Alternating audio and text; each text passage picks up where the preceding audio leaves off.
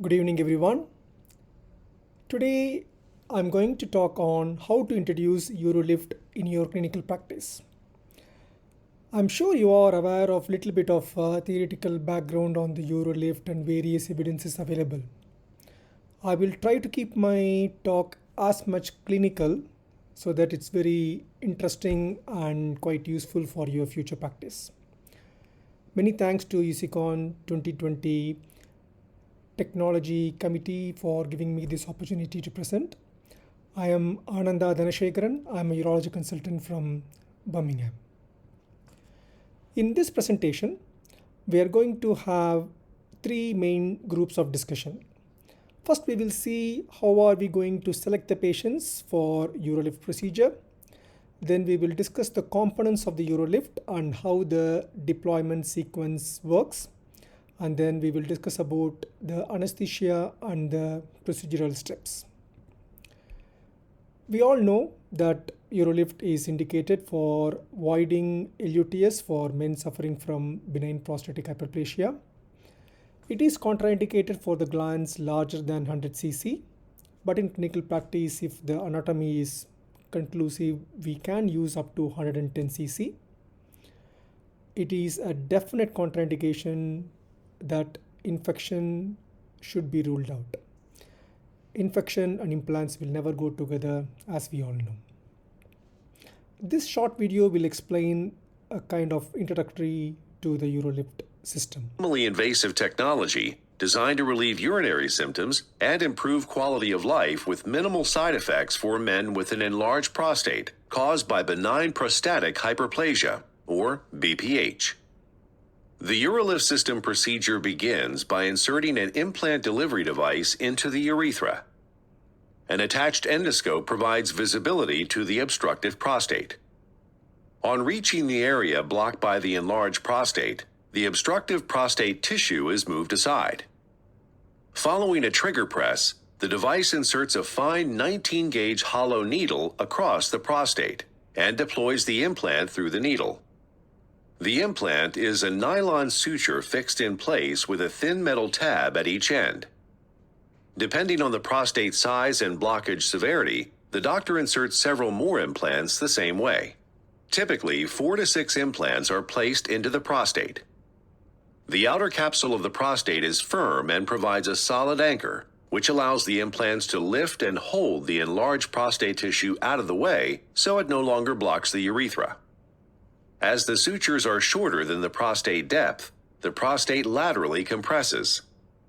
This reduces pressure on the urethra and provides immediate visible results so urine can flow freely. It's a mechanical solution to a mechanical problem. The minimally invasive procedure requires no cutting, heating, or tissue removal. This procedure avoids erectile and ejaculatory dysfunction. It typically also means minimal downtime, mild to moderate side effects, and a quick return to normal activity. The UroLift system provides a clinically proven treatment for those who suffer from an enlarged prostate that can get men off BPH medications and avoid major surgery. So this video has given us a very good introduction on what we are going to discuss today. How to select a patient. In our practice, we will come across three groups of patients. 24% patients will be watchful waiting, which means they are not tolerating the medicine, but they don't want to go for surgery and they are happy to struggle, but at the same time really wishing for something simpler than TURP. 73% patients are already on medications. They are tolerating with or without side effects. 3% of patients were waiting for surgery. At the same time, TURP seems to be a big surgery for them with all the attendant side effects. All the guidelines, whether it's AUA from America or European Association of Urology guidelines, have clearly supported UroLift. The gland size which they advise is up to 80 cc and 70 cc respectively. But as I said, in practice, you can easily do up to 100 cc. This is a very important concept which creates a kind of a changing paradigm in the treatment of the LUTS. Like malignancies, for example, prostate cancer, We definitely wish to treat the prostate cancer as an organ-confined disease, and we don't want the cancer to spread to lymph nodes or bones. Similarly, for benign prostate, we want to treat it within the level of the prostate, and we don't want the surrounding organs to get secondarily affected. When patients are taking medications for longer time, there is a possibility that the bladder may undergo minimal changes and ending up in irreversible changes. This is what we don't want to happen. As a corollary to malignancy, if this happens due to benign prostate, we can say that it is a type of metastatic impact on the bladder. Once the bladder becomes irreversibly changed, then even if the patient goes for TURP, they will have some residual symptoms, especially the storage symptoms. Why UroLift is quite optimal in some group of patients? Because it gives rapid recovery, durable symptom relief. It's an alternative to medical therapy, at least in the Western world, where patients sometimes doesn't want to carry the medicines for years and years. It is a very less invasive solution, preserves sexual function, both ejaculatory and erectile function, avoids complications of the major surgery like TURP. Once you start your practice, you will be plotting your patient's mean IPSS score fall, and it will be compared to the historical lift study. This is what we practice in UK, where our data will be plotted against the national studies so that we will know how we are performing. You can see that there is a good rapid flow improvement in the first 1 or 2 months, and it sustains for 5 years. Now there are studies to prove up to 7 years. The AUA symptom index and quality of life also has similar good improvement in various studies and quite long duration of improvement. How this durability is maintained? It is not just the localized physical compression of the prostate tissue. This compression results in ischemia and atrophy and secondary apoptosis. This apoptosis results the prostate cavity which we create during the procedure to stay for years and years in the follow-up. This is the reason for treatment durability in UroLift. How will you select a patient? Flexible cystoscopy is a very good tool. It gives you a feel of the lateral lobes and the median lobe. The J maneuver will tell you how big or small the median lobe and any special maneuvers needs to be done. If you are interested in doing the UroLift under local anesthesia, flexible cystoscopy will also give you an idea how much the patient will tolerate the procedure under local. Ultrasound is an equally good tool. I'm sure most of you will do an ultrasound, whether transrectal or trans-abdominal, before the TURP procedure. It gives an idea about the intravesical extension of the prostate, and also it gives an idea of the width of the prostate, which will help us when we are placing the UroLift implants. So appropriate documentation of the intravesical extension helps in procedure planning and include the height to width estimate of the lateral lobes. This is an example of a 60 ml gland with lateral lobe hypertrophy. No evidence of any median lobe. You can see that the lobes are fleshy, vascular gland and kissing against each other all the way up to the veru.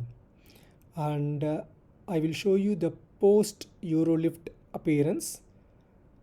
Once the UroLift is done, you can see that the gland is nicely opened up. There is some lack of view because the procedure was done under local anesthesia, hence we don't want to fill the patient with irrigation.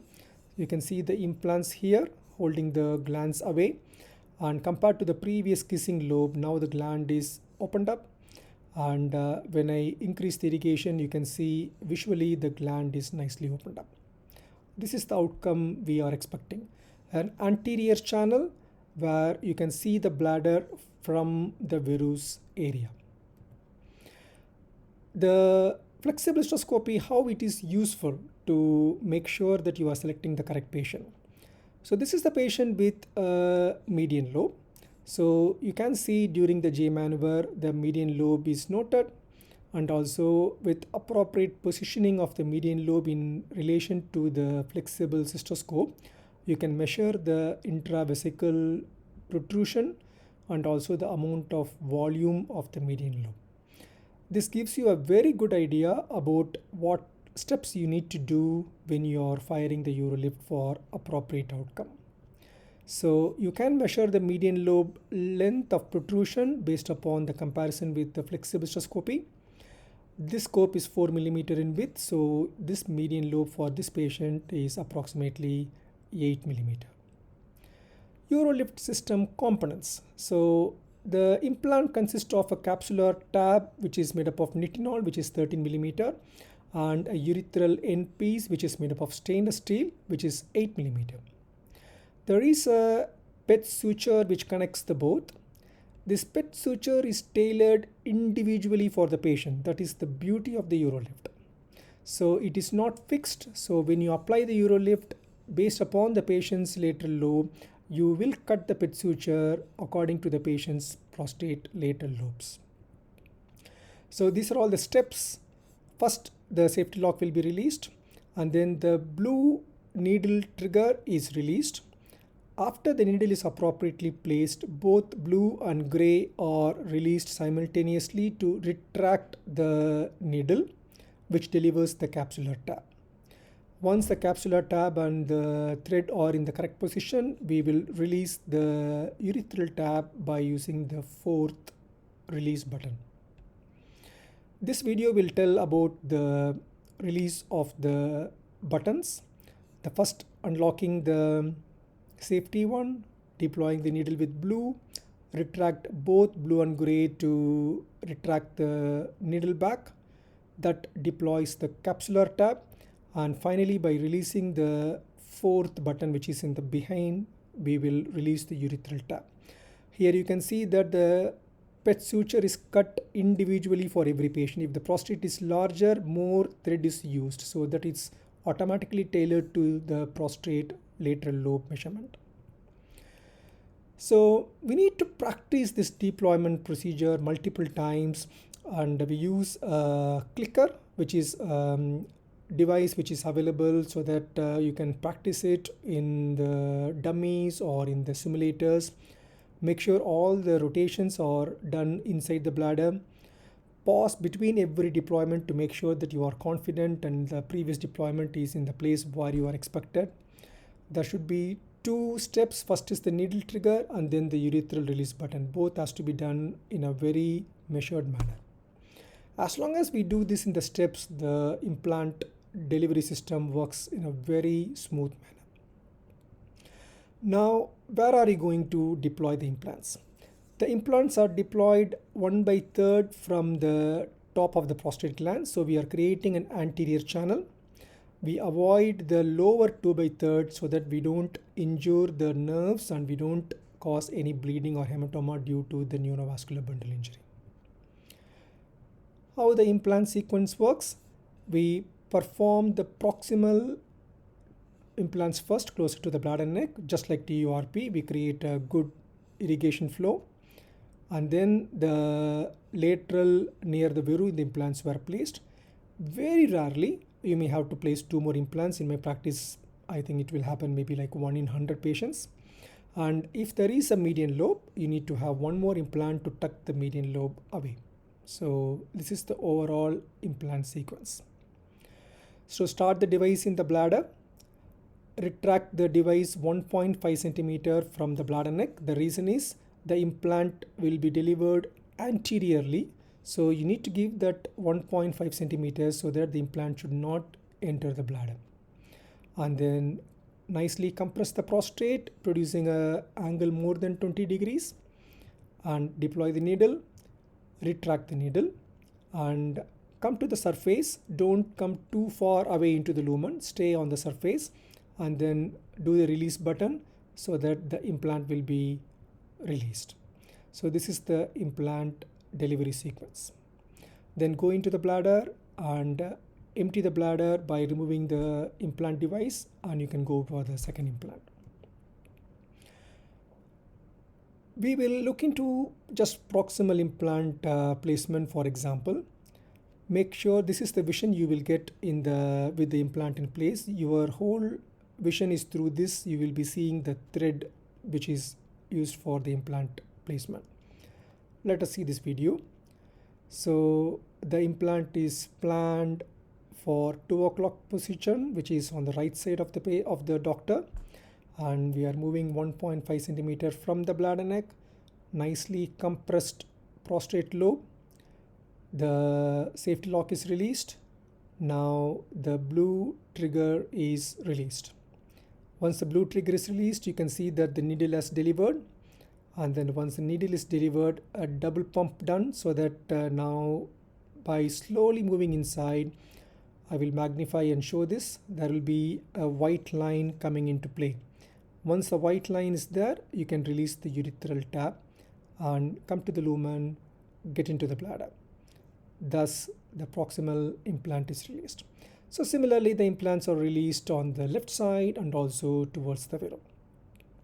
Why it is important to have two main things: 1.5 centimeters from the bladder neck and 20 degrees of angulation. If we are trajectorying by keeping the implant in the straight angle, the implant will go 12 millimeter in front of us. So we need to make sure that the implant is nicely bent for 20 degrees so that the implant is done perpendicular to the lumen of the urethra.